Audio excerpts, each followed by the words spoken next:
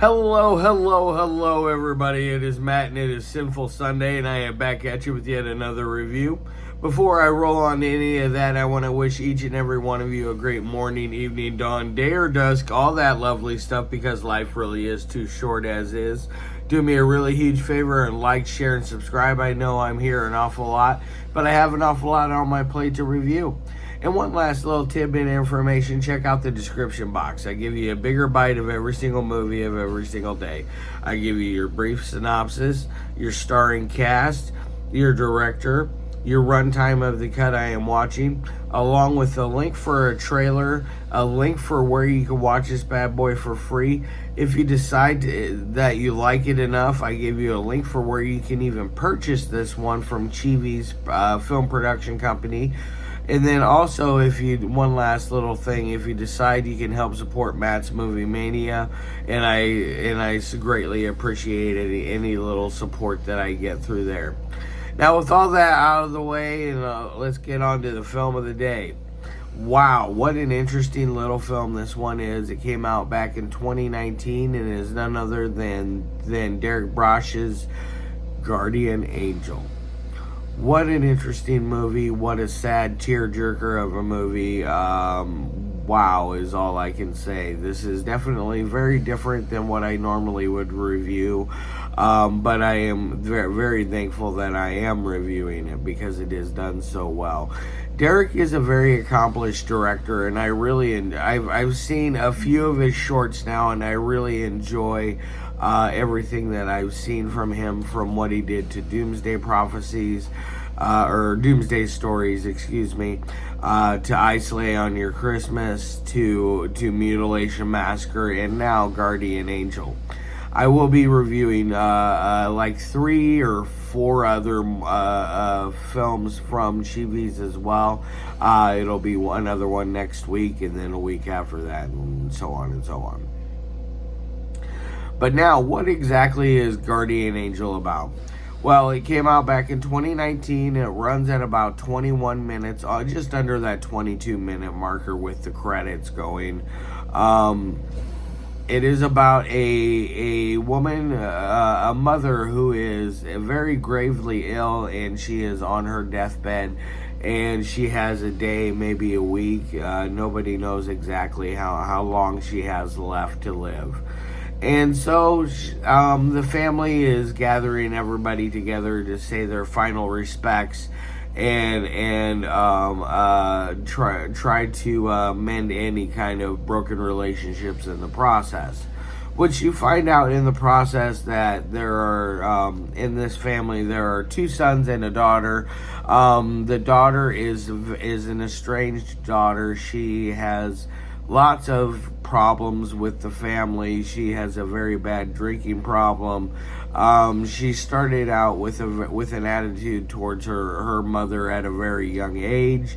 It is shown through flashbacks of her stuff like refusing breakfast, drinking Jim Beam in the house when they're not supposed to be drinking underage, drinking and driving, and then ultimately telling her parents that they wish they were dead, one of those ordeals.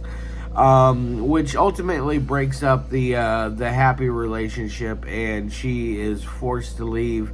The father, played by Joe DeBartolo, played by Joe. Sorry about fumbling over your last name today, Joe. But he tells her to leave and never to come back. One of those ordeals. It's really sad. All the while this is going on, you have this man that looks like he is straight out of the North Pole. He is I'm guessing the guardian angel of this family. He is rocking a white hairdo, just like Doc Brown from Back to the Future. He's got a full beard, almost like Santa Claus himself. Very, very jolly looking man, always happy. Looks like he is always on the prowl of doing something good in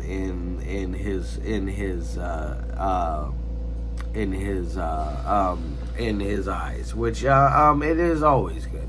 because he's a guardian angel. But anyways, they eventually they track down the sister. She's at a Alcoholics Anonymous meeting, an AA meeting, and she is talking about how she wishes she had some forgiveness from her mother because she feels like a terrible child. One of those ordeals.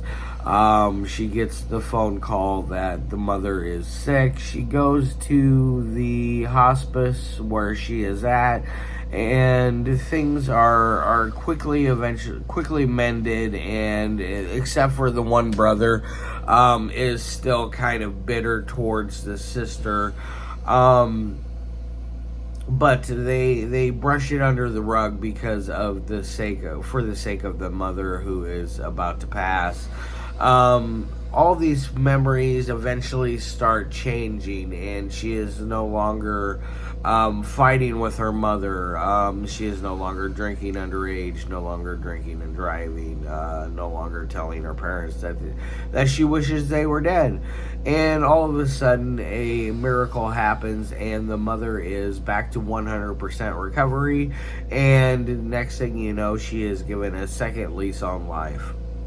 Very, very beautiful story. I really liked it. It's it's a Wonderful Life almost, except done Derek Braasch style.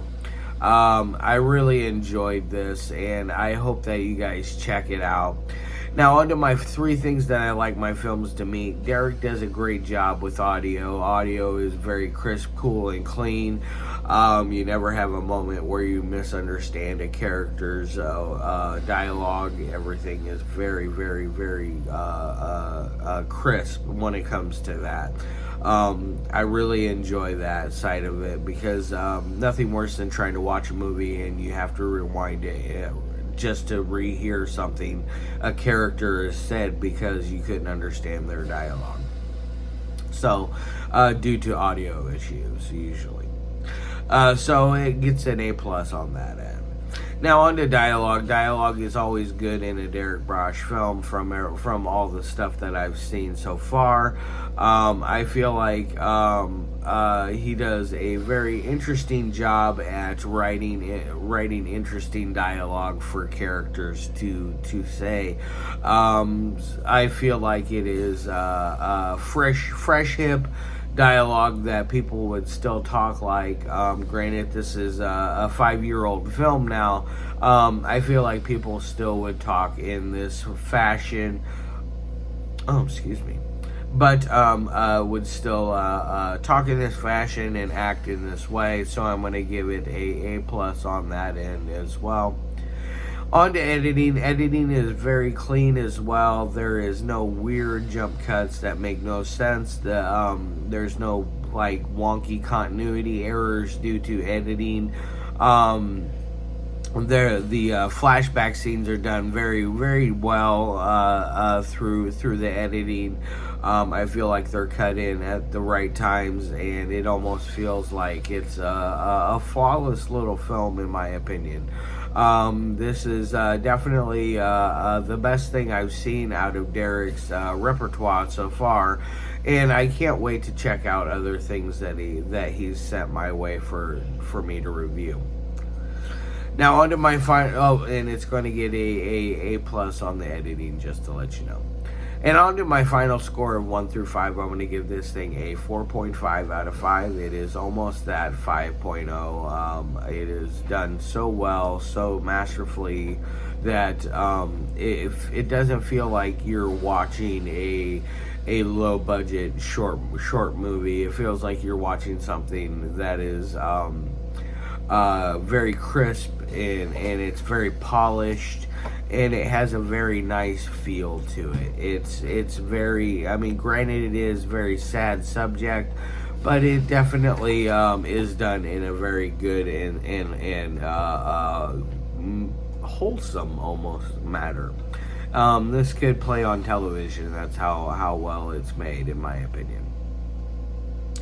Alright guys, that's enough out of my face today. I'm going to get the hell out of here. I hope all of you guys have a fantastic rest of your day. I'll see you on Tuesday with yet another review. And as always, I love your faces and Peace out.